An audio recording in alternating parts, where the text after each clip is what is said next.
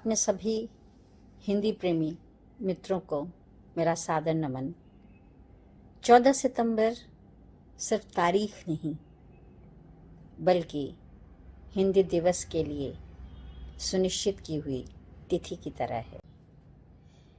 मैं इस आयोजन के लिए बहुत ही आभार व्यक्त करती हूँ कला संस्कृति मंत्रालय राजस्थान और मौलाना अबुल कलाम आज़ाद अरबी फ़ारसी शोध संस्थान को, जिन्होंने इस महत्वपूर्ण तिथि को अपने आयोजन के द्वारा और अधिक महत्वपूर्ण बना दिया है। हिंदी भाषा सिर्फ अपने देश की भाषा ही नहीं है बल्कि अपने देश की आज़ादी की भाषा है। जिस आज़ादी में आज हम सांस ले रहे हैं, जिस आज़ादी का सुख हम उठा रहे हैं, जब किसी गुलाम देश को देखें या गुलाम देश के इतिहास को सुने, और सुने या देखें क्यों, हम खुद अपने देश को, जिसने वर्षों गुलामी झेली है, गुलामी की संत्रास झेली है, लेकिन दुर्भाग्य है कि वो लोग अब हमारे बीच नहीं हैं, इसलिए हम आज़ादी के महत्व को नहीं समझ पा रहे हैं और इसीलिए आज़ादी दिलाने वाली इस भाषा के महत्व को नहीं समझ पा रहे हैं। हिंदी भाषा भारतवर्ष में जीविका की भाषा तो बनी हुई है। सरकारी कार्यालयों, विद्यालयों, विश्वविद्यालयों, महाविद्यालयों में हिंदी भाषा के शिक्षक हैं। उन्हें जीवन मिला हुआ है, जीविका मिली हुई है। लेकिन अब देश के आज़ाद होने के बाद हिंदी भाषा को जिस तरह से हमारे आचरण संहिता में शामिल हो जाना चाहिए, हमारी संस्कृति का हिस्सा बन जाना चाहिए। जब हम भारतीय संस्कृति की बात करते हैं, भारतीय संस्कृति की ताकत की बात करते हैं, उसकी प्राचीनता से लेकर अब तक की उसकी पूरी संपूर्ण शक्ति की बात करते हैं और जानते हैं, तो ये क्यों भूल जाते हैं कि ये भारतीय संस्कृति बिना हिंदी भाषा के हम उसे अपने भीतर विलय नहीं कर सकते हैं।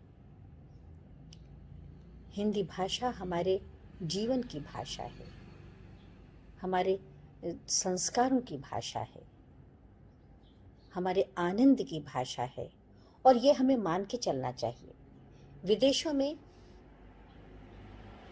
जो भारतीय हैं और जो प्रवासी भारतीय और भारतवंशी हैं, जो अपने आप को हिंदुस्तानी कहते हैं, जो 1834 से 1916 के दौरान डच, फ्रेंच और ब्रिटिश कॉलोनाइजर्स की आपसी संधि के द्वारा हमारे किसान मजदूरों का जो व्यापार हुआ, जो विनिमय हुआ, उनकी 4 पीढ़ियों ने विदेशों में विदेशी शासन के बीच, विदेशी संस्कृति के बीच अपनी हिंदी संस्कृति बचा कर रखी है। वे अपने घर के भीतर, अपने समारोहों में, अपने आयोजनों में, अपने उत्सवों में हिंदी को जी रहे हैं, हिंदी भाषा को, उसकी शक्ति को, उसके संस्कार को और उसकी संस्कृति को। आज अगर हिंदी भाषा विश्व की दूसरी भाषा के दर्जे पर पहुंची है तो वो उसका आधार भारत के बाहर समुद्र पार रह रहे भारतवंशियों का समुदाय है, जो अपनी नई पीढ़ी को, अपने घर में जन्म लेने वाली संतानों को जैसे बाकी कुछ सिखाते हैं, वैसे ही वो हिंदी भाषा सिखाते हैं, वैसे ही वो पाँव छूने के संस्कार सिखाते हैं और वैसे ही उन्हें नियमित आराधना करने के संस्कार सिखाते हैं। मंदिरों में जाने के संस्कार सिखाते हैं तो मुस्लिम उन्हें मस्जिदों में जाने के संस्कार देते हैं। और विदेशों में और हिंदू और मुसलमान बटे हुए नहीं हैं, वो हिंदुस्तानी हैं। वो हिंदुस्तानी हैं और उनकी ज़बान हिंदुस्तानी है। वहाँ उसका भी न ज़बान का बंटवारा है न जीवन का बंटवारा है। वे भारतवर्ष की हैं और हिंदी भाषा के द्वारा उनके संस्कार बने हैं। हिंदी भाषा ने उनको विकसित किया है, उनका पल्लवन किया है। और किसी भी भाषा में जब हम किसी भी का ज्ञान प्राप्त करते हैं, किसी भी वस्तु का, विषय का ज्ञान प्राप्त करते हैं, तो उसके लिए आधारभूत भाषा ही होती है। और वो भाषा अगर राष्ट्रभाषा हो, वो भाषा जिस भाषा ने हमें गुलामी की बेड़ियों से और अंग्रेज़ों से मुक्त कराया, वो हिंदी भाषा अगर आज स्वाधीन स्वतंत्र भारत की भाषा भी बन जाती है तो ये हम सबका बहुत बड़ा सौभाग्य होगा। और मुझे लगता है कि जिस तरह से हिंदी भाषा के द्वारा हम अंग्रेज़ों को खदेड़ सके, उसी हिंदी भाषा की ताकत से हम अंग्रेजियत को खदेड़ सकते हैं। और इसके लिए हमें अंग्रेज़ी कोचिंग क्लासेस ख़त्म कर देने चाहिए। और सरकारी जितनी नौकरियां हैं उससे भी अगर अंग्रेजियत को ख़त्म कर दिया जाए तो हम हिंदी भाषा की स्थापना में बहुत अधिक सफल हो सकते हैं। और हिंदी दिवस के अवसर पर हम लोगों को इस अभियान को कैसे जारी रखें, इसमें कैसे सफलता पाएं, इसके लिए हमको रास्ते और उपाय निकालने चाहिए। ये एक महत्वपूर्ण अवसर है और समय है और बहुत ही संवेदनशील समय है, क्योंकि पूरे विश्व में आज हिंदी भाषा दूसरे स्तर पर है, दूसरी श्रेणी में सबसे ज़्यादा बोली जाने वाली भाषा है। और इसका महत्वपूर्ण कारण इस भाषा की अपनी समृद्धता है, अपनी शक्ति है और इसकी अपनी उपयोगिता है। भाषा का के बिना जीवन नहीं है। बच्चा जब तक बोलना नहीं सीख पाता है तब तक वो कितना विवश रहता है। इसकी अनुभूति हम विदेश में कर सकते हैं। विदेश में जाते ही जब दूसरी भाषा सुनते हैं तो अपनी अकर्मण्यता का, अपनी असहायता का, विवशता का इतना गहरा बोध होता है और लगता है कि जितनी शीघ्रता से भाषा सीख लें उतनी शीघ्रता से उस देश के मनुष्यों के साथ एक तादाद में स्थापित हो सकेगा, उस संस्कृति के साथ एक संबंध बन सकेगा, उस व्यवस्था को समझने में सहायता होगी। नहीं हमेशा ये लगा रहता है कि कहीं हम किसी तरह के छल का शिकार न हो जाएं। अपने देश में अपनी भाषा का होना कितना ज़रूरी है इससे स्पष्ट हो जाता है। हमारे देश में यद्यपि हिंदी हमारी राष्ट्रभाषा है, हमारे हिंदी पहचान की भाषा है, हमारी साहित्य की भाषा है, सृजन की भाषा है, उत्सवों की भाषा है, रिश्तों की भाषा है, संबंधों की भाषा है, बावजूद इसके अंग्रेजियत को हम ऊपर से ओढ़ रहे हैं, अपना रहे हैं, कोशिश कर रहे हैं कि हम वैश्विक दिखें। लेकिन वैश्विक दिखने के लिए ये आवश्यक नहीं है कि आप अपनी भाषा छोड़ दें और दूसरे देश की भाषा अपने देश में बोलते रहें। अपने कार्यों में, अपने सरकारी कार्यों में, अपने देश के कार्यों में आप दूसरे देश की भाषा से अपना देश चलाना चाहें, अपना समाज चलाना चाहें, ये संभव नहीं हो सकता है। और ये संभव न होने का ही परिणाम है कि हमारे देश की सांस्कृतिक विरासत क्षीण होती जा रही है।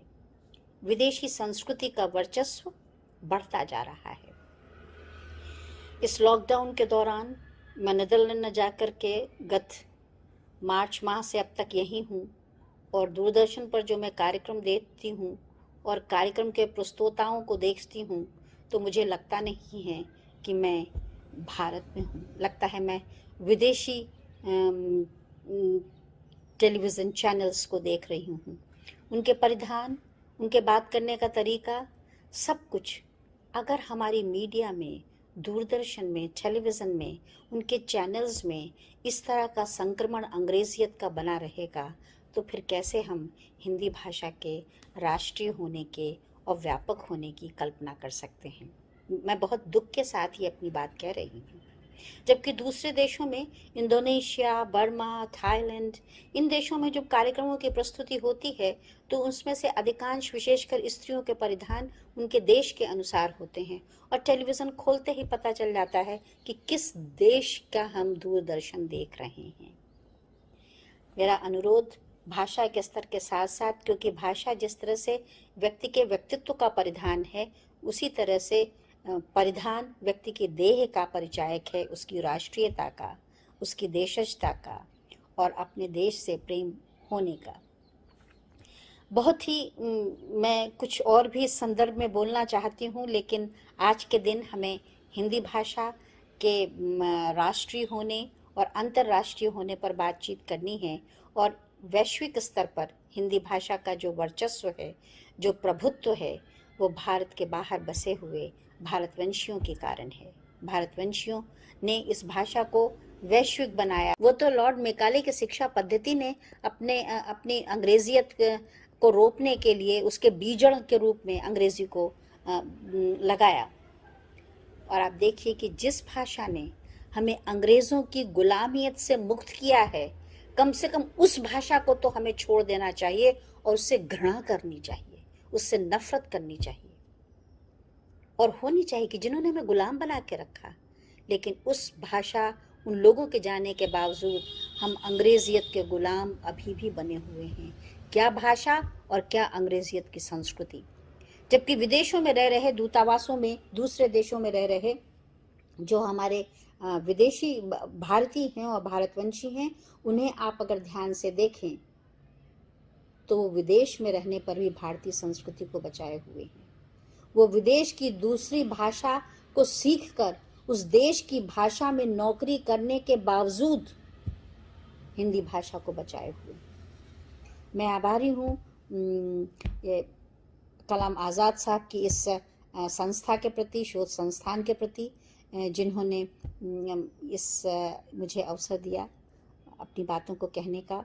और मेरा गहरा लगाव इसलिए भी है कि जब मैं सूरीनाम गई तो वहाँ के भारतीय सांस्कृतिक केंद्र में मैंने आज़ाद साहब की तस्वीर देखी और विदेश मंत्रालय का जो भारतीय सांस्कृतिक संबंध परिषद विभाग है, जो आज़ाद भवन के नाम से दिल्ली में है, तो ये परिकल्पना भारतीय सांस्कृतिक केंद्र विदेशों में दूतावास के साथ जोड़कर भारतीय सांस्कृतिक केंद्र खोलने की संकल्पना आज़ाद साहब की थी, क्योंकि वो चाहते थे कि भारत से बाहर जो विदेशों में रह रहे भारतवंशी और प्रवासी भारतीय हैं, वो भारतीय संस्कृति से जुड़े रहें, वो भारत की संस्कृति के से दूर होने के दुख से भी दूर बने रहें।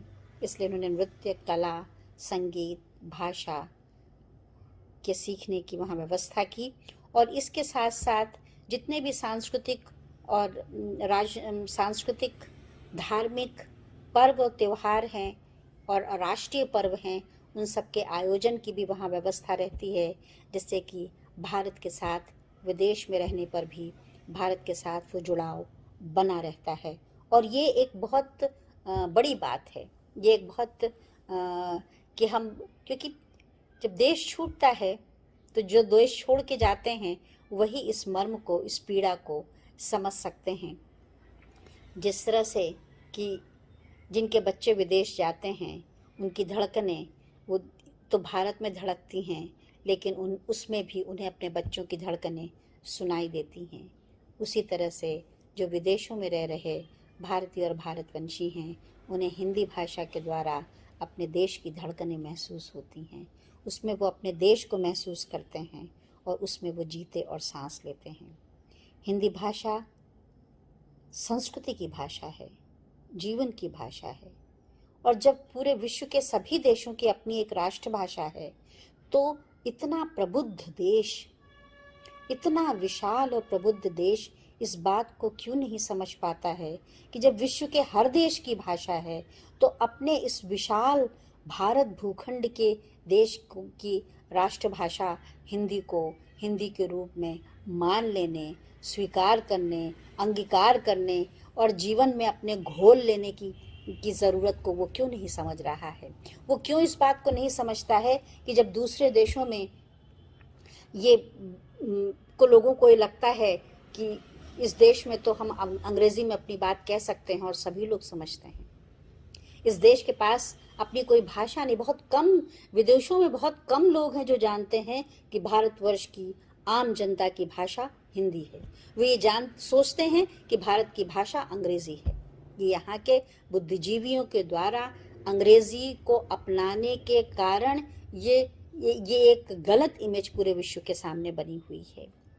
हिंदी हमारी राष्ट्रभाषा है। राजभाषा लोग कहते हैं, लेकिन मुझे राजभाषा से अधिक यह राष्ट्रभाषा लगती है। और इसे मुझे लगता है कि जब 75वां हम अपना स्वतंत्रता दिवस मनाएं तो अंग्रेजियत से मुक्त हो जाएं, अंग्रेजी भाषा से मुक्त हो जाएं और हम कहें कि हमारे देश की राष्ट्रभाषा हिंदी है, जो सभी प्रदेश की भाषाओं का सम्मान करते हुए आज उन्हें अपने साथ लिए हुए राष्ट्र का प्रतिनिधित्व कर रही है।